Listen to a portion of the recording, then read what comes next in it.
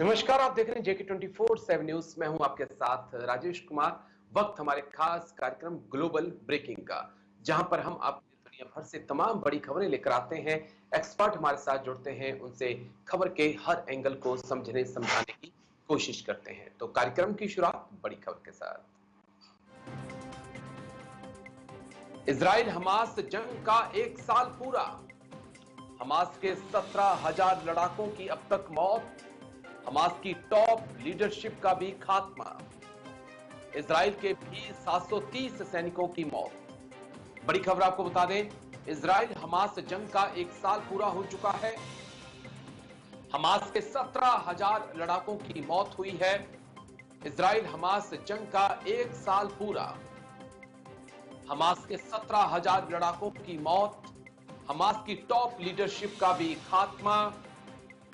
Israel के 730 सैनिकों की भी मौत की खबर। ये तस्वीरें भी आपको दिखाएंगे। इस वीडियो को फुल स्क्रीन प्ले कर दीजिएगा।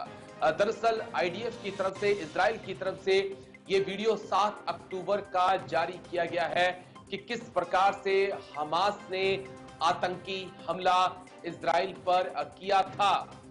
ये वीडियो सामने आया है। 7 अक्टूबर का वीडियो भी इजराइल आईडीएफ ने जारी किया है।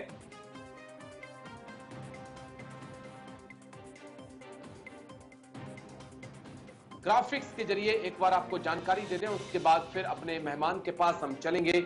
इजराइल हमास जंग का 1 साल। 7 अक्टूबर 2023 को हमला हुआ। 1200 लोगों की एक दिन में मौत हुई। 251 लोगों को बंधक बना लिया गया। उसके बाद इजराइल का ऑपरेशन शुरू हुआ। 17,000 हमास लड़ाकों को एक साल में ढेर कर दिया गया। हालांकि 41,000 नागरिकों की, फिलिस्तीनियों की मौत भी गाजा में हो चुकी है। Next graph. 8 brigade commander, 30 battalion commander को ढेर किया गया। 40,300 ठिकानों पर हमला किया गया।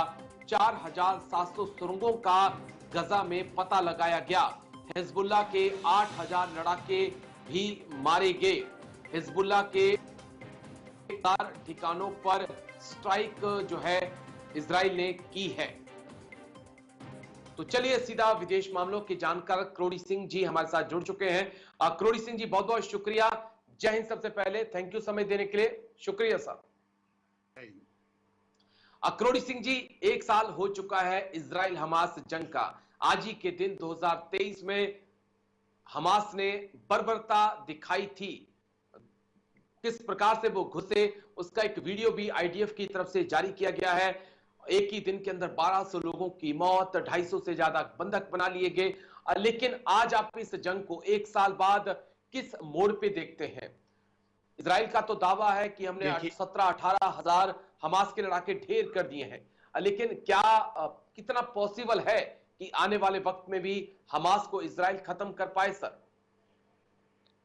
देखिए राजेश जी, हम इस युद्ध के 1 साल होने पे समीक्षा करें तो उसके 2 मेजर मापदंड हो सकते हैं कि क्या मानवीय मापदंडों का ध्यान रखा गया, दूसरा क्या अंतर्राष्ट्रीय कानून का ध्यान रखा गया, दोनों ही तरफ से। तो और इसमें अगर इसको विस्तार से देखने की कोशिश करें तो इजराइल ने डिस्प्रपोर्शनेट फोर्स यूज की है, क्योंकि इजराइल इसमें अगर समीक्षा करें तो लगभग 42,000 लोग मरे हैं, उनमें 40% बच्चे हैं। तो निहत्यों पे को मारना कहीं भी वार में जस्टिफाई नहीं किया जाता है अंतर्राष्ट्रीय कानून के तहत। तो इसमें जो इजराइल ने डिस्प्रपोर्शनेट फोर्स यूज की है उसका जस्टिफिकेशन बिल्कुल नहीं हो सकता। हमास ने जो 7 अक्टूबर को साल भर पहले किया उसका भी जस्टिफिकेशन नहीं है, लेकिन उसके पीछे पूरा एक पृष्ठभूमि है, एक इतिहास है, और उसकी वजह से इजराइल और हमास में निरंतर रूप से अविश्वास बना हुआ था और छोटी मोटी घटनाएं पहले भी होती रही हैं। तो इस आधार पे अगर हम मूल्यांकन करना चाहें तो केवल 2 हो सकते हैं, अंतर्राष्ट्रीय कानून और मानवता का उल्लंघन हुआ या नहीं हुआ। इसमें अगर आगे विस्तार करें तो संयुक्त राष्ट्र संघ के जो 3 प्रमुख अभिकरण हैं, अंतर्राष्ट्रीय न्यायालय, सुरक्षा परिषद और जनरल असेंबली, उनके सभी प्रस्तावों को नकार दिया गया है।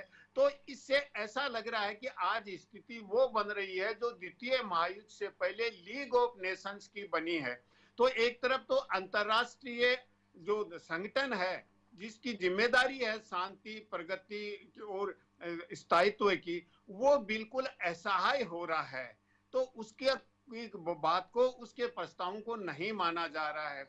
दूसरी तरफ युद्ध का एक्सपेंशन हो रहा है, क्योंकि ये हमास और इजराइल का नहीं है, ये बहुत आगे बढ़ गया है, एस्केलेशन हो गया है। हिजबुल्ला भी आ गया है, हुती भी आ गया है, यमन इन्वॉल्व हो गया है, सीरिया इन्वॉल्व हो गया है, तो ईरान भी इन्वॉल्व हो गया है। तो इसका जिस तरह से एस्केलेशन हो रहा है, अगर यही प्रवृत्ति रही तो निरंतर रूप से इसमें परेशानियां बढ़ेंगी और वर्ल्ड वार तो नहीं होगा, ऐसा मैं नहीं सोचता कि उस स्थिति तक जाएंगे, क्योंकि चीन और रशिया हैं वो ईरान को अभी संयम बरतने की मुझे लगता है कि सलाह दे रहे हैं। लेकिन जो इजराइल की बर्बरता है उसकी भी चीन और रशिया आलोचना कर रहे हैं। लेकिन अमेरिका और जो पश्चिमी देश हैं वो ये कह रहे हैं कि इजराइल को सेल्फ डिफेंस का राइट है।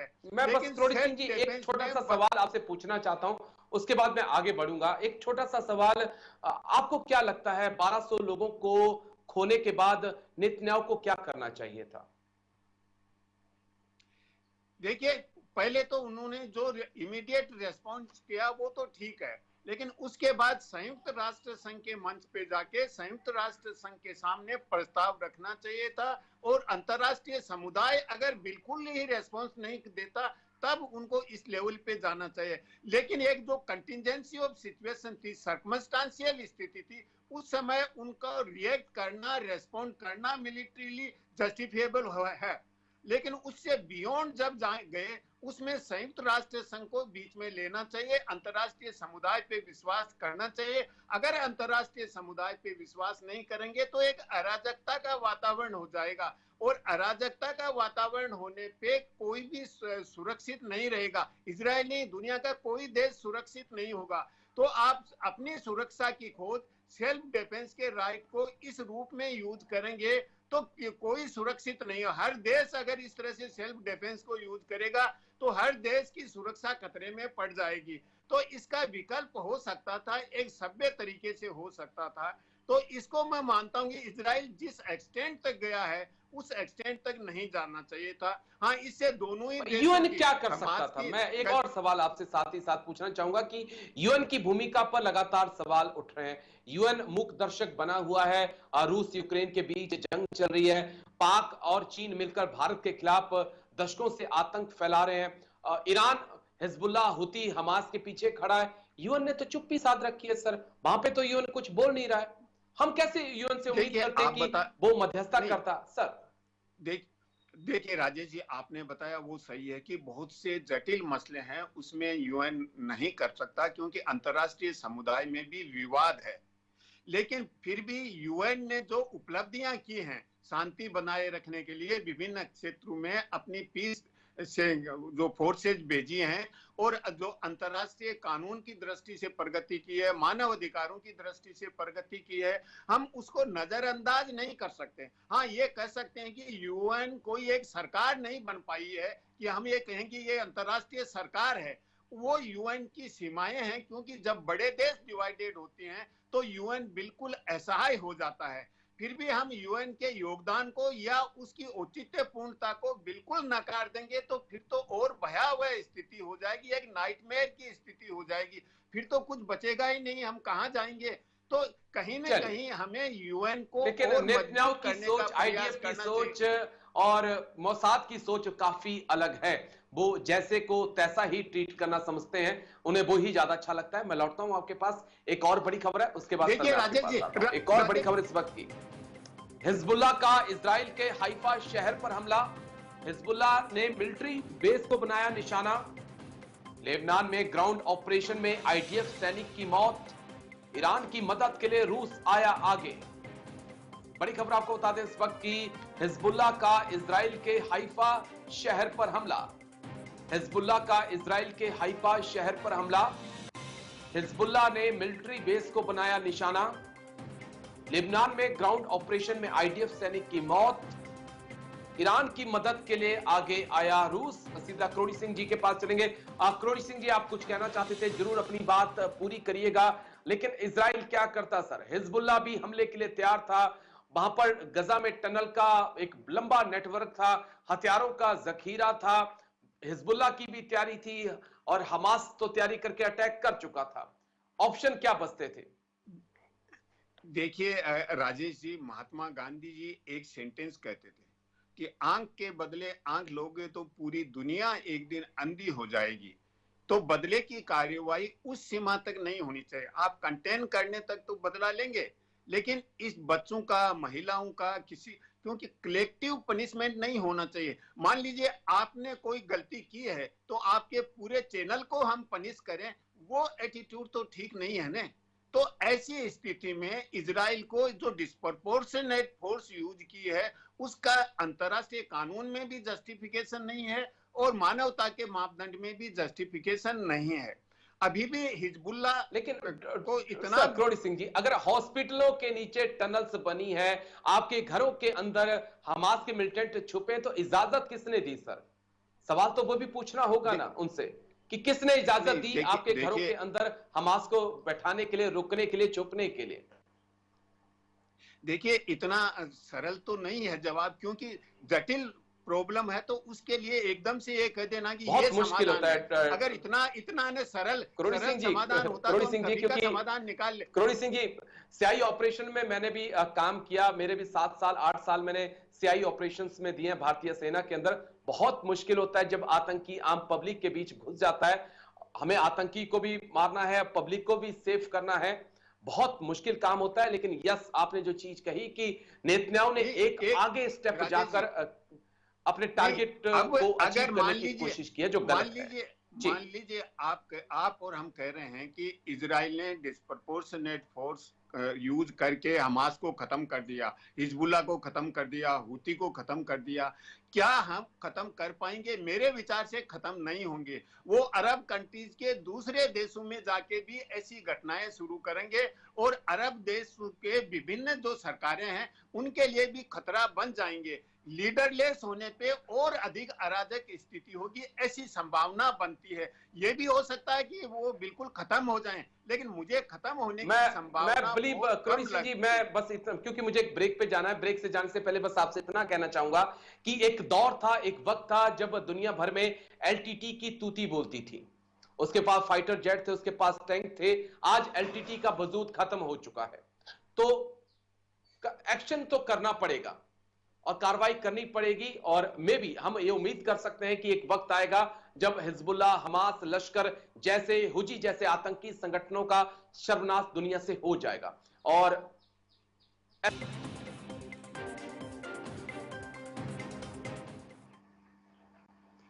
ब्रेक के बाद आपका स्वागत है। एक नजर इस वक्त की बड़ी खबर पर, फिर सीधा अपने एक्सपर्ट्स के पास हम चलेंगे। पाकिस्तान के कराची में आतंकी हमला। बड़ी खबर आपको बता दें इस वक्त की, आतंकी हमले में 2 चीनी इंजीनियर्स की मौत हुई है। बीएलए ने ली कराची पर हमले की जिम्मेदारी। चीन बोला अपराधियों को सजा दे पाकिस्तान। बड़ी खबर आपको बता दें इस वक्त की, पाकिस्तान के कराची में बड़ा आतंकी हमला। पाकिस्तान के कराची में बड़ा आतंकी हमला हुआ है। आतंकी हमले में 2 चीनी नागरिकों की मौत हुई है। बड़ी खबर आपको बता रहे हैं इस वक्त की। चलिए जल्दी से एक बार ग्राफिक्स प्ले कर दीजिए, उसके बाद सीधा अपने एक्सपर्ट्स के पास हम चलेंगे। जल्दी से एक बार ग्राफिक्स। बीएलए के निशाने पर क्यों है चीनी? ग्वादर पोर्ट पर चीन का कब्जा। बलूचिस्तान के संसाधनों पर चीन कब्जा जमा रहा है। पाक सेना कर रही लोगों पर अत्याचार। चीनियों को ग्वादर में बसाना चाहता है पाकिस्तान। लगातार चीनी नागरिकों पे हो रहे हमले। कराची हमले में 2 चीनी नागरिकों की मौत, 11 पाक नागरिक हुए घायल। और सीधा हम करोड़ी सिंह जी के पास चलेंगे। करोड़ी सिंह जी, खैबर पख्तूनख्वा, बलूचिस्तान से निकलकर कराची तक आतंक का पहुंचना, चीनियों को निशाना बनाना, इस बात का संकेत है कि जो बलूचिस्तान की मूवमेंट है, फ्री बलूचिस्तान, वो पूरी पाकिस्तान में धीरे धीरे फैलती जा रही है। सर देखिए राजेश जी, अपनी अभी जो बातचीत हो रही थी उसी के कंटिन्यूएशन में अगर हम देखें तो इतिहास एक चीज बताता है कि कोई भी विचार अगर परिपक्व स्थिति में पहुंच गया वो हमेशा के लिए खत्म नहीं होता है। तो हम ये मान के चलें कि आज की स्थिति पाकिस्तान में बनी रहेगी या पूरी दुनिया में बनी रहेगी, वो संभव नहीं है। दुनिया में परिवर्तन होता है, उसमें देश हैं वो बनते भी हैं और टूटते भी हैं। जर्मनी टूटा भी, जर्मनी यूनाइट हो गया, हो सकता है कोरिया फिर यूनाइट हो जाए। तो ये प्रक्रिया इतिहास में चलती रहती है। इसी तरह से बलूच नेशनलिज्म का एक विचार है और वो विचार पाकिस्तान चाहकर भी खत्म नहीं कर सकता है। अगर उसको शांत करना है तो उसके लिए उनको जस्टिस देना पड़ेगा। वहां के रिसोर्सेज हैं वो उनके भले के लिए केवल यूज नहीं करने हैं, उनको एहसास दिलाना कि हम आपके लिए यूज कर रहे हैं, तो ये करना होगा। तो पाकिस्तान में ये कोई चीन के नागरिकों पे पहला अटैक नहीं हुआ है। पहले भी चीन के नागरिकों को जो बलूच लिबरेशन फोर्स है उसने मारा है, चीन ने विरोध किया है। चीन ने विरोध नहीं किया, पाकिस्तान को अलर्ट भी किया है कि हम जो सीपेक में ग्रांट दे रहे हैं वो आपको नहीं देंगे। तो इसमें भी हमें एक तरह का संतुलित दृष्टिकोण रख के इस स्थिति को समझना चाहिए। पाकिस्तान बना धर्म के आधार पे 1947 पे। धर्म किसी भी देश का आधार नहीं हो सकता। ये दार्शनिक और ऐतिहासिक दोनों समझ बताती हैं कि धर्म के आधार पे राष्ट्र का निर्माण करेंगे उसमें हमेशा संकट रहेगा। एक तो ये बात है। तो पाकिस्तान का जब निर्माण हुआ तो बलूच नेशनलिज्म तो सैकड़ों सालों से पहले से चल रहा था। तो बलूचिस्तान को पाकिस्तान में, बलूचिस्तान के एक पार्ट को पाकिस्तान में रख लिया, फिर बलूच कम्युनिटी को डिवाइड करके ईरान में बलूच हैं, अफगानिस्तान में बलूच हैं। तो इस तरह से हमने समुदायों को डिवाइड करके पाकिस्तान के राष्ट्र का निर्माण करने की कोशिश की। और फिर सरकार की पाकिस्तान निर्माण के बाद जो नीतियां रही वो ये हुई कि बलूचिस्तान में जो रिसोर्सेज हैं उनको टेप करके पाकिस्तान अपने पूरे राष्ट्र के लिए यूज करे। तो बलूच जो आर्मी है या बलूच लोगों ने अपना जो संगठन बनाया, विरोध का एक प्रतिरोध का तरीका अपनाया। उन्होंने कहा कि हमारे रिसोर्सेज का एक्सप्लॉयटेशन हो रहा है और यहाँ जो विकास कार्य हो रहे हैं उनमें उसका फायदा जो है चीनी और पाकिस्तानियों को मिल रहा है। लोगों को नौकरी जी मैं लौटता हूं सर आपके पास। एक और बड़ी खबर आ रही है, उसके बाद मैं आपके पास आता हूं। एक और बड़ी खबर इस वक्त की, पाकिस्तान में जाकिर नाइक का बड़ा बयान, पाक में रहकर लोगों को मिलेगी जन्नत, अमेरिका जाने की जरूरत नहीं है, अमेरिका में जाने से कुछ नहीं मिलेगा, जाकिर नाइक बोले। बच्चियों को बेटी कहने से नाइक को ऐतराज। जल्दी से 3 विन हमारे पास वाइट है, तीनों वाइट हैं, आपको सुनाते हैं जाकिर नाइक की। और ये तस्वीर भी आपको दिखाएंगे जहां पर बेटियों को सम्मानित जाकिर नाइक को करना था, बेटियों को स्टेज पे बुलाया गया और जाकिर नाइक वहां से निकल लिए। भले आपका जो फ्लोर आधी भी हो जाएंगे, 10% जो मेरी आपकी दरखास्त है, मेरी आपसे इल्तिजा है, आप इस्लामिक यूट्यूब इन्फ्लुएंसर बनो। मे भी आपके फॉलोअर्स 4 मिलियन से 1 मिलियन हो जाएंगे। आपकी जो आपको पैसा मिलता है कब यूट्यूब से? बिल्कुल मिलता है। मैं तो पैसा लेता ही नहीं हूं। मुझे कहते आप अगर फेसबुक पे ऐड लेंगे आपको $50,000 पर मंथ मिलेगा। अरे भाई मुझे जन्नत जाने का $50,000, आप मुझे $50 मिलियन भी देंगे तो मैं ऐड नहीं दूंगा। Most of the social media पे ऐड देना हराम है। आपके चैनल पे लड़कियां आ जाएंगी, छोटे छोटे कपड़े में आ जाएंगी। अरे क्यों मुझे जन्नत में जा रहे भाई? मेरे YouTube सोशल मीडिया पे नो मोनेटाइजेशन। अल्लाह ताला मुझे रोज लाखों देता है तो क्यों मैं YouTube से लूं भाई? YouTube से हराम कमाई हराम है। YouTube के ऐड से अगर आप कमाते हैं, वो ऐड में लड़कियां आ जाएंगी, म्यूजिक आ जाएंगी, ये आ जाएगा वो, आप उसको में भी आप अल्कोहल ऐड को बैन करेंगे। लड़कियां तो बैन नहीं कर सकते ना। पाकिस्तान में रह के जन्नत में जाने के चांसेस बनिस्बत अमेरिका से तो सैकड़ों गुना ज्यादा है। मैंने पाकिस्तान के प्राइम मिनिस्टर शहबाज शरीफ साहब से मुलाकात की और हमने काफ़ी गुफ्तगू की इस्लाम के बारे में सीधा करोड़ी सिंह जी के पास हमें ले चलिएगा। करोड़ी सिंह जी, मैं आपके पास आ रहा हूं, कहां ले जाना चाहते हैं? जाकिर नाइक जैसी सोच जो है इस दुनिया को कहां ले जाना चाहती है सर? लड़कियों से इन्हें ऐतराज, उनके कपड़ों से उन्हें ऐतराज, और साथ ही साथ ये भी कह रहे हैं कि अमेरिका जाकर कोई भला नहीं होगा, पाकिस्तान में रहिए जन्नत मिलेगी। तो जाकिर नाइक मलेशिया में क्या कर रहे हैं? उन्हें भी पाकिस्तान में बस जाना चाहिए जन्नत लेने के लिए। देखिए, जाकिर नाइक भारतीय नागरिक है, ये हम सब जानते हैं, भारत में वांटेड है जी। मलेशिया ने उसको शरण दे दी, मलेशिया ने टेम्परेरी। तो मलेशिया के प्रधानमंत्री जब भारत आए थे तो उन्होंने कहा भारत अगर पूरे प्रमाण देगा, एविडेंस देगा तो हम भारत को सपोर्ट कर देंगे, समर्थन कर देंगे भारत का। लेकिन उन्होंने शायद अभी तक जाकिर नाइक को भारत को नहीं दिया है। तो अब पाकिस्तान ने 1 महीने के लिए उनको इनवाइट किया है और ये इस्लाम का प्रचार करते हैं, जो दकियानुसी इस्लाम है उसका प्रचार करते हैं। इसकी क्वालिटी है कि ज्यादातर जो प्रचारक हैं वो उर्दू में या अरेबिक में प्रचार करते हैं, ये इंग्लिश भी ठीक ठीक बोल लेते हैं, तो इसलिए ज्यादा इंप्रेसिव लगते हैं, ज्यादा अट्रैक्टिव लगते हैं। इन्होंने सिंध के में एक भाषण दिया गवर्नर हाउस में, वहां एक इस तरीके से स्टेज मैनेज किया गया कि उसमें हिंदू या जो नॉन मुस्लिम है वो ही ज्यादा सवाल पूछेंगे। तो हिंदू प्रोफेसर मनोज जी हैं, उन्होंने भी सवाल पूछा, हिंदू धर्म के बारे में बताया। तो वहां इन्होंने थोड़ा सा टिल्ट लेते हुए हिंदुइज्म के बारे में भी कह दिया कि हिंदुइज्म में एकेश्वरवाद है, अच्छी है। तो इससे ऐसा लगता है कि कुछ तो पढ़ा तो है इसने, लेकिन इनका जो दृष्टिकोण है वो इस्लाम को री एनफोर्स करके इस्लाम के बेसिस पे कुछ करना चाहते हैं। और इसके लिए मलेशिया में केवल जाकिर नाइक नहीं है, एक इंटेलेक्चुअल्स का ग्रुप है, वो उमाटिक्स के नाम से जो व्यवस्था है। चलिए, आज समय का थोड़ा सा अभाव है, माफी चाहूंगा, क्योंकि बिल्कुल आपके पास बहुत कुछ है बताने के लिए, लेकिन मेरे पास समय इतना ही है। बहुत बहुत शुक्रिया आपका, आप आए और इतनी बारीकी से आपने तमाम पहलुओं पर बात रखी। तो आज ग्लोबल ब्रेकिंग में मेरे साथ इतना ही, कल फिर होगी मुलाकात, दीजिए इजाजत, नमस्कार।